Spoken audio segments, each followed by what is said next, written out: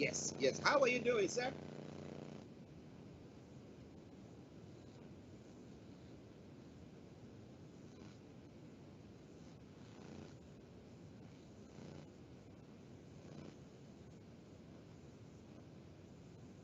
All our listeners and viewers from around the globe. But I'm doing very well, as you can see. We can't give complaint at all. But I say good morning once again to all our listeners and viewers around the globe. Yes, listeners, Mr. Olayomi Koiki for you, and as he's assured you this evening, the first All our listeners edition and of viewers the from year 2022 Niger Voices will also be coming your way exactly at 18 hours GMT. Okay, But I'm doing very well, as you can see. We can't give complaint at all. But I say good. Marketers, labor are warning the federal government for pushing refineries repair to Buhari's success. Now, we know that refineries repair situation has been something that has been, hitting Nigeria so much that an oil producing country can get to a point where people have to be queuing for fuel. And it makes people think what exactly is going on. And mostly, I don't know whether should I say 70% or 75% of the fuel that is consumed in that country has to be imported. And so, what is all that about? Well, you've got to remember that the four refineries that we have in Nigeria are not working to capacity. So that literally means that more of the crude oil that is meant to be produced in Nigeria tend to be export out of Nigeria, and that could sometimes be a big impact to the forex that we have in the country, and that is why quite a lot of people are saying that the situation doesn't seem to be helping the situation of the economy of the country.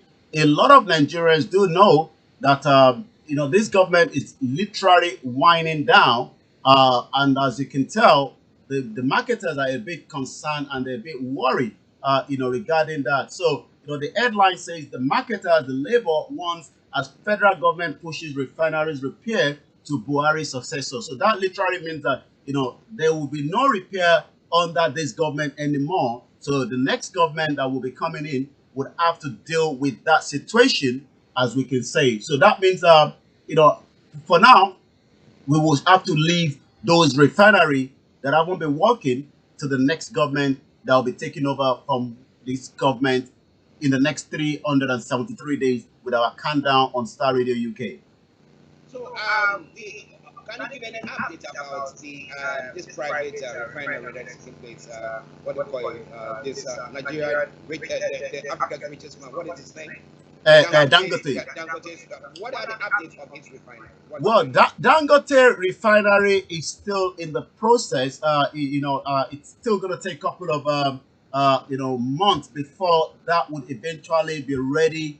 For production. As at the week ago, the African largest refinery in Nigeria is Dangote to start operation in quarter 2 of 2022, according to what we know. We don't know if that would, operation to start sometime in the second half of 2022, which is where we are at the moment. Refinery to severely cut Nigerians' reliance on fuel import. The project has been repeatedly delayed since 2013, so it's still something that we have to wait. I mean, we're looking at about almost 650, BD, according to the Dangote refinery, is undergoing test run and should be fully ready for operations in the second half of this year, according to the company official. So we will have to wait and see how far that will go. But for now, the four refineries that Nigeria have is not working to full capacity. Well, listeners, Mr. Olayomi Koiki, bringing you updates from Nigeria. Okay, now let's move on quickly to one other story before I leave you to go on to others. Now, despite assurance given by the state government that that it will deploy air and land troops to one of the insurgents from communities in the state, the terrorists have again raided two local government areas, killing 14 people, some of them said to be security personnel. So insecurity, once again, looks like it was dying down, but no, it's still raising its ugly head. What is it all about, sir? Well, the insecurity in Nigeria doesn't seem to be going anywhere, as you can tell. More Nigerians still have to suffer. The insurgency. The attack and some community have also ended up paying what we can call a kind of taxes to some of these insurgency that have made that have literally crippled almost every part of Nigeria, as you can tell. I was literally looking at the IDP camp yesterday, and to my amaze, the number keeps growing, and the concern now is will this IDP camp be spreading to other part of the other state that we know, in terms of the situation where more Nigerians are being kidnapped. There's more killings happening, and all sorts, of crime, by the terrorists that have decided, to use Nigeria as their punching bag. Nigeria still remains the number 3 in the world when it comes to the insecurity. So there's quite a lot, that a lot of Nigerians are more concerned about. But like I said, we just have to wait and see if this situation will literally, change, but it doesn't seem so as we speak right now. So that means we just have to manage what we have, presently. But again, it is what it is. But more Nigerians are literally very, very concerned, with the situation in Nigeria, especially with the insecurity. Okay, listeners, Mr. Olayomi. Now go on with the other stories speaking around, sir. Well, let's quickly touch on, because of the time constraint this morning. Those that are watching us from some of our other field, you might not be able to see the image, but on the Star Radio UK, the image is quite clear for you to look at, but you'll be able to pick up the sound because we're struggling to get the image captured into the broadcast this morning to the other channel that we are streaming to. Let's quickly touch on the other story that we do have this morning coming out of Nigeria. Quite a lot, let's go straight to Kaduna, where a Nigerian soldier shot dead a correlation service officer in Kaduna. It's not the first time that we've seen, this kind of, disengagement by the military using their might against, the other security operatives as well. A correlation service officer identified as O.O. Bauer has been shot dead by the Nigerian Army personnel who mount a witness. According to the witness, said the disease was shot dead following his refusal to stop for a search early at the army barracks. So, again, a very sad one coming out of Kaduna. It was coming with a friend from Abuja. The disease was with a one other civilian who was driving the car, which they were in a Toyota Venza. The duo were said to have refused to stop for search when they approached a barricade by the army on the Abuja-Kaduna Expressway. You got to also remember that is very, very, a hotspot for, the terrorists and the Boko Haram. So that means maybe that was the right thing to do. But again, for security operatives in that area, decided that, the best option to do is to, take out these criminality, to shoot these individuals. Let's touch on House moves to investigate the NDDC over uncompleted contract.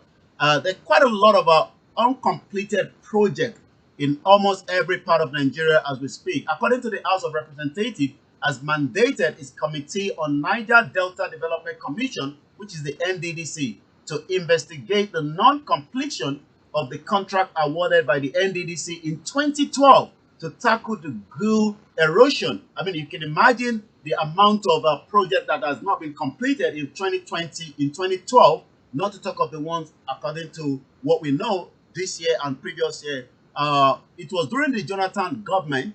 We know that Jonathan government was one of the government that let loose almost every Nigerians, within their carcass to become so rich without completing so many projects as well. It also urged the Ecologic Fund Office and the Nigerian Erosion Watershed Management Project to urgently collaborate to seek a permanent solution to the erosion menace facing the University of Benin and the surrounding communities by the funding constructing alternative routes to the university. So that it says, moves to investigate NDC uncompleted project. It is the time of politics, so that means more people are coming out, more people are interested to become the next president of the Federal Republic of Nigeria. There is also still the tension of those that says, it is time that the Nigerian government review and demand for, the self-determination, the restructuring, the constitution. Everything is thrown into this, upcoming election, and that is what Niger voices we'll be doing, throughout this year, looking at everything that we can discuss around this conversation. So let's look at the not an easy road for the enduring quest for a better Nigeria. A lot of people say that Nigeria will still work. Some say it is not going to work. But according to Vanessa Obio, that writes that at the leadership retreat in the rocky city of Abeokuta in Ogun State. Abeokuta, Ogun State is where we played that video of Obasanjo apologizing to Nigerians that he has been part of the failure of Nigerians, but they must have to buckle up. He used a word that I was able to look at the meaning of it. He says, you have to slug it out. He's not promoting violence according to that video, but he said if you don't slug it out, these other people that you are calling old haggard are not ready to leave power for you. And when I looked at the meaning of slug it out, it says to fight or compete over something until one side wins. So that means more Nigerians will have to fight if they want a better Nigeria, whether in a Nigeria or whether in out of Nigeria, for those that are demanding a full independent out of the country called Nigeria, or those that say we need to restructure or we need to look into the constitution. Let us remember that this was a military decree 24 that has been used on so many people in the last 20 years of this 1999 constitution. So let's touch on more other headlines before I come back again to you in the studio, because of time factor, as we're going to be going to the the PMQ later on this afternoon. Once again, pathway to macroeconomic stability. We do know that there's a lot of instability in the country as we speak. More Nigerians probably struggling because we are not producing anything, and that means we have to import almost everything into the country. According to the Central Bank of Nigeria, recently the CBN governor, Mr. Godwin Emefiele, Central Bank of Nigeria to strengthen the industrial sector, which has been struggling to find its feet in the recent times. In matching words with the action, formally inaugurate the much anticipated funding initiative aimed at boosting the country's industrial capacity by stimulating output production. I was doing a program just before we started yesterday. This was last week, and I was reviewing how tomato ketchup is produced around the globe. And you can imagine Nigeria that has vast amount of land, but yet we've not been able to convert those tomatoes or make use of the land because of the herdsmen terrorists, parading themselves in almost every part of Nigeria. And if you don't have, the stable electricity, I'm not sure we could be able to produce a kind of a ketchup that might also be a local ketchup for Nigerians. So that means more Nigerians, according to what I was also reading last week, based on the economy, an average Nigerian girl will not be able to afford a sanitary pad during their menstruation period, as somebody that you expect that a country like Nigeria, 6th largest crude oil producer in the world, but more Nigerians have turned into buying the sachet of milk, sachet of everything, because they cannot afford to buy the tin milk as it used to be in the 80s. It is Star Radio UK. If you've just joined us, once again, I'll come back again slightly to you in the studio. Once again, apology for those that are watching us on the transmission feed on the other broadcast, because the email doesn't seem to be coming here, but we're doing everything to see if we can bring it before we end up this program. Okay, listeners, we apologize, as Olayomi said. Those of you on the other platforms who can see us, we are working on it, so you will see us pretty soon. Okay, but it is updates from Nigeria with Mr. Olayomi Koiki. Now, I want us to look at the uncompleted contracts that the House is going to be investigating. Now, how rampant is that in Nigeria? Do we see lots of maybe fractures or undertakings that have been left because one government left power and another one took power and decided we don't want to do it, we don't want to continue with it? And what reasons have they given for not continuing with that? Well, it's just similar to the this present governor, River State Governor Wike that was in Germany, I believe, last week. And for almost 12 years, a private jet belonging to the state was kept there. And this was a contract that was already fully paid, according to the information, by the previous governor, Rotimi Amechi. And you can wonder why a private jet is sitting in Germany when it should be back in the state to be used. And these are part of the corruption that that takes place on a daily basis in Nigeria. And most times, the civil servant tends to know more about this, but sometimes they tend to keep quiet around this as well. So it's quite a lot of a problem in Nigeria when it comes to the amount of corruption that takes place. But again, we just have to make sure that we continue to report this crime, and we hope those necessary steps will be taken according to the House that have decided to look into this as well. Once again, I'll come back slightly to you again.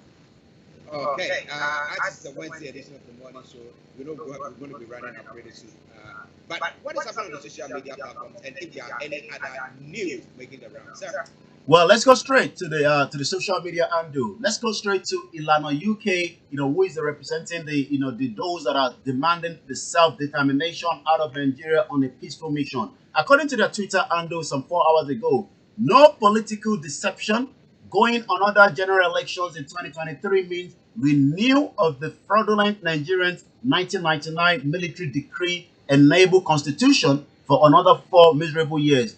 Join the movement towards the actualization of an independent and self-sustaining hashtag Yoruba nation. I've also looked up to some other news that is trending as well on the social media, and I'm going to take us to this one that was put out by one of the also the side of the Biafrans that believe also that a independent Biafra out of Nigeria. Let us remember that if according to the rotational government, according to what it is, Southeast is meant to be the one to lead or to be given the opportunity, just as it was done when the Nigerians, the Yoruba precisely, in 1999, after the whole things that took place, during the late MK Abiola election.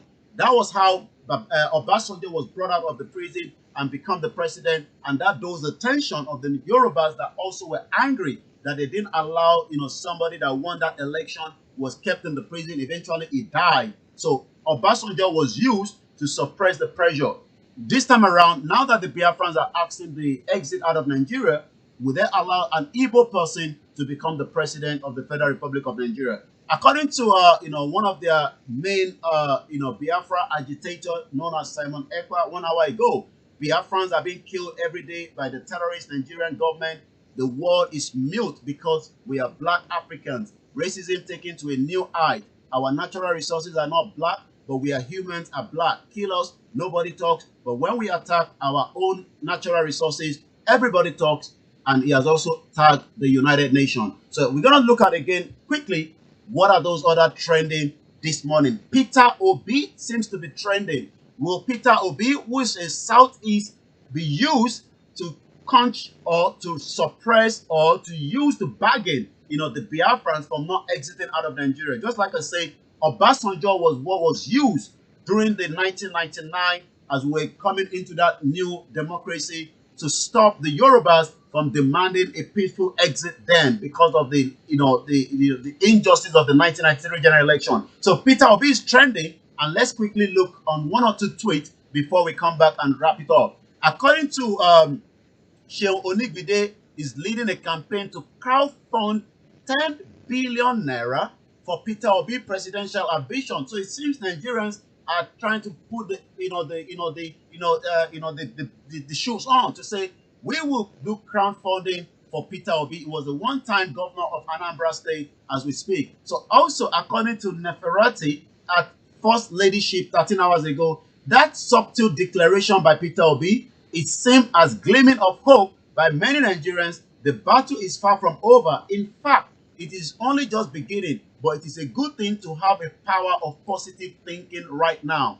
Also, there's another one here by Oladele says, who deserves to be Nigerian president? Retweet for Tinubu, like for Peter Obi. Let's see what it seems the likes are more than the retweet. According to what I say here, 32,000 for like and 1.5K for retweet. And the last one again, because like I said, Peter Obi seems to be #1 on the trending on Nigeria Twitter this morning. For those that want to go out for Peter Obi, just like me, please come and identify yourself here. We need to start planning. Friends, we can do this. We can do this without causing people. We can do it by just preaching the good news.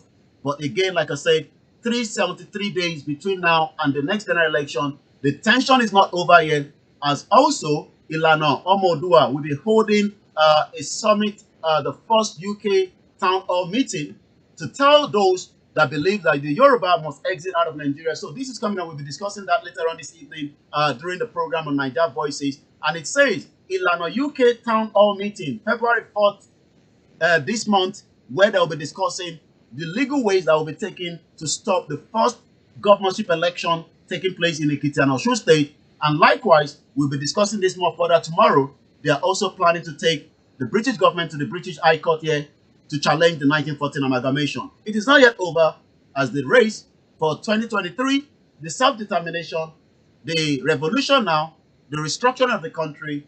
This year is a turbulence year for those that are following the politics of Nigeria. I'll come back again to you in the studio.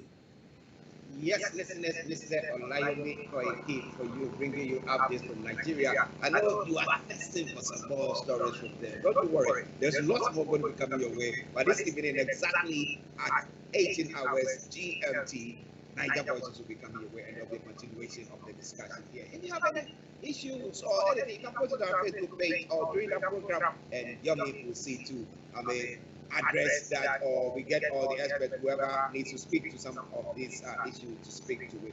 So Yomi, let me say thank you very much for this wonderful update once again. Thank you very much, and I'll be back again later on for those that would like to listen more to everything about Nigeria, everything about the Yoruba, the Biafra, the restructuring, the revolution of Mayele Sowore, and everything about those that are already in the. We'll be giving all the details of those that have come out to say they will be contesting at the moment for the first program of the year, and you'll be able to watch that live on Star Radio UK. Make sure you tune in at 1800 hours. That will be 1900 hours local time for those that will be watching us from Nigeria. Have a very good morning, and bye for now. Okay, listeners, that was Mr. Olayomi.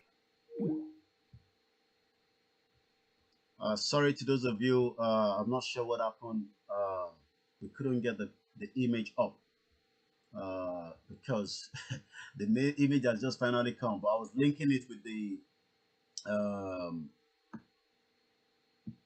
because I was using the Skype, so I was not sure why we couldn't get the image. But hopefully we'll get it properly tomorrow when we're back on Star Radio UK. But this is what I look like during the presentation.